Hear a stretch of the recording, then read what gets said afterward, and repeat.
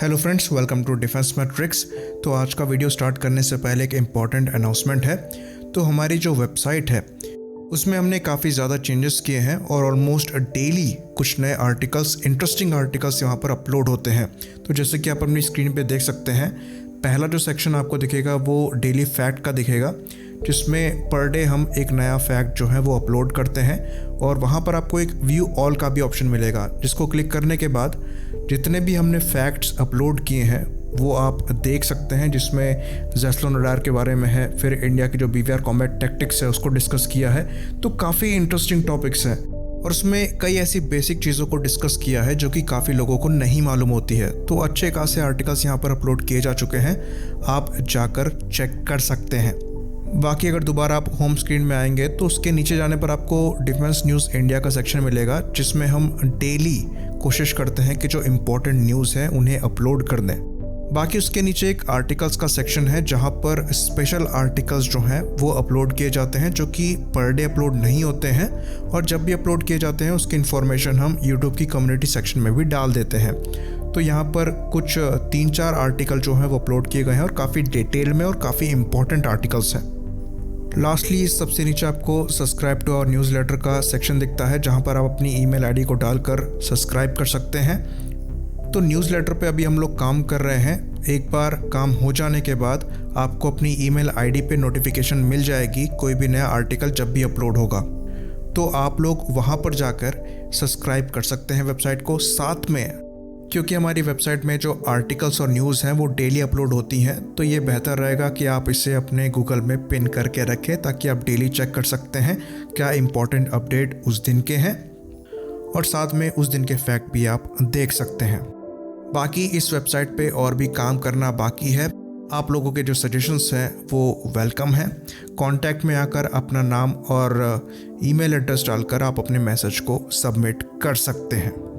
तो अब हम यहाँ से आगे बढ़ते हैं और बात करते हैं आज के टॉपिक की। तो आज का जो टॉपिक है वो MQ-25 स्टिंगरे, जो कि एक अनमैन्ड एरियल रिफ्यूलर एयरक्राफ्ट है, उस पर है। तो 4 जून 2021 की बात है कि हिस्ट्री में पहली बार किसी अनमैन्ड एरियल व्हीकल ने एयर टू एयर रिफ्यूलिंग करवाई। इस इंसिडेंट में बोइंग के MQ-25 T1, जो कि एक प्रोटोटाइप है, उसके द्वारा रिफ्यूलिंग करवाई गई US नेवी के F-18 सुपर हॉर्नेट को। तो ये जो रिफ्यूलिंग है इसको होज और ड्रो की कॉन्फ़िगरेशन को यूज़ करके करा गया, जिसमें MQ-25 T1 ने सेफली जेट फ्यूल को ट्रांसफ़र किया US नेवी के F-18 सुपर हॉर्नेट में।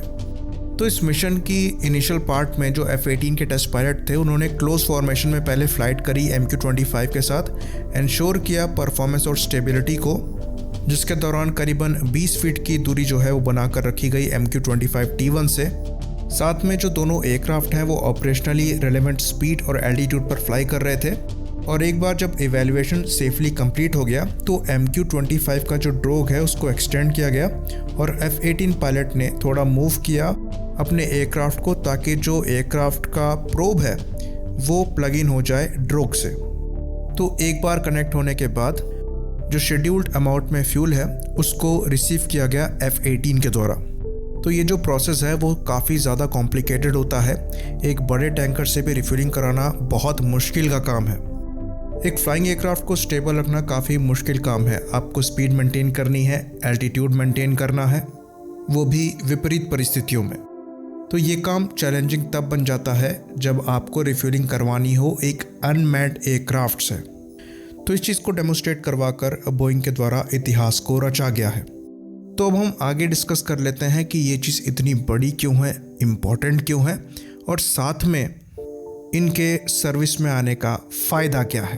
तो ये जो प्रोजेक्ट है वो मेनली नेवी के लिए है। एयरफोर्स की बात करें तो एयरफोर्स को मेनली ऑपरेट करना होता है लैंड के ऊपर, जहाँ पर आप अपने रनवेज बना सकते हैं, रिफ्यूलर्स को तैनात कर सकते हैं।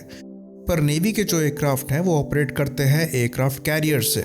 साथ में इनके जो एयरक्राफ्ट है उनको किसी हॉस्टाइल कंट्री में ऑपरेट करना हो सकता है, जहां पर एक बड़ा टैंकर आपके लिए सपोर्ट से ज़्यादा एक सर का दर्द बन सकता है।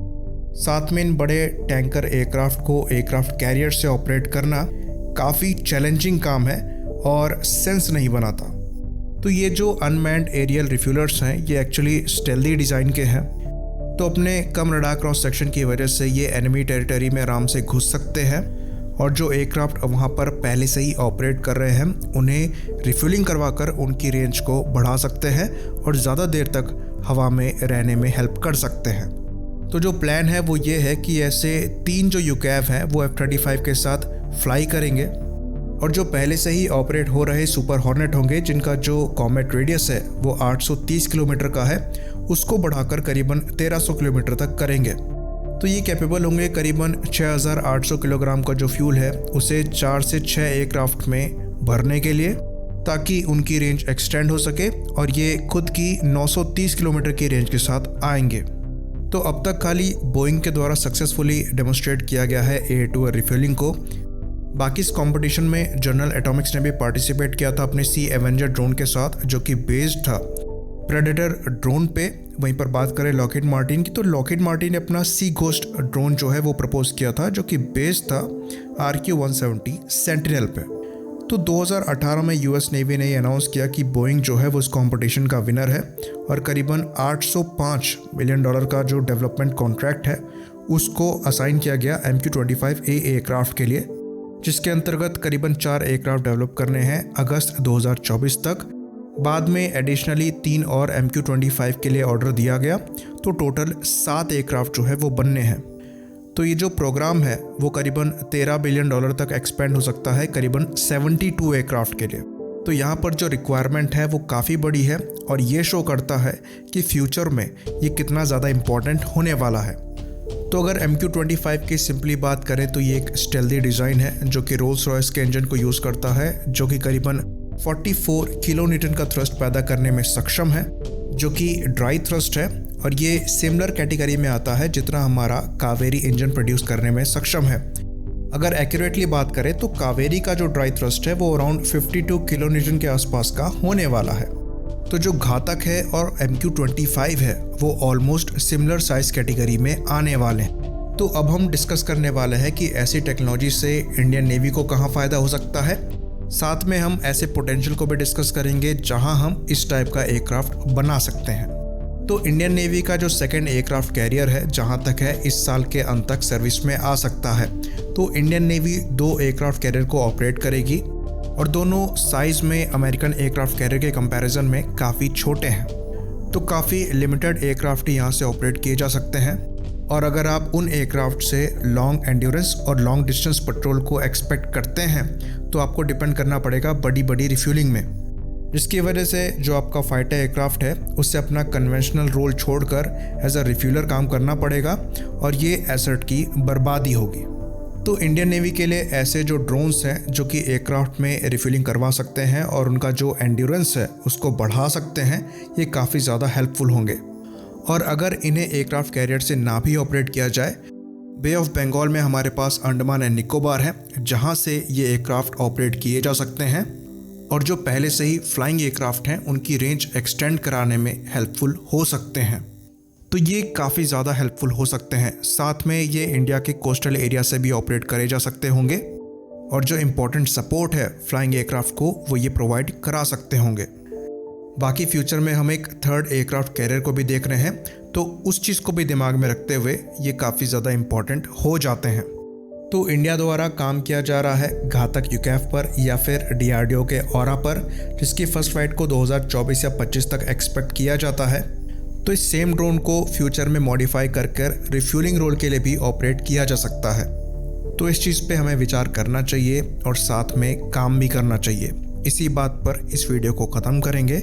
लाइक करिए, सब्सक्राइब करिए। जय हिंद।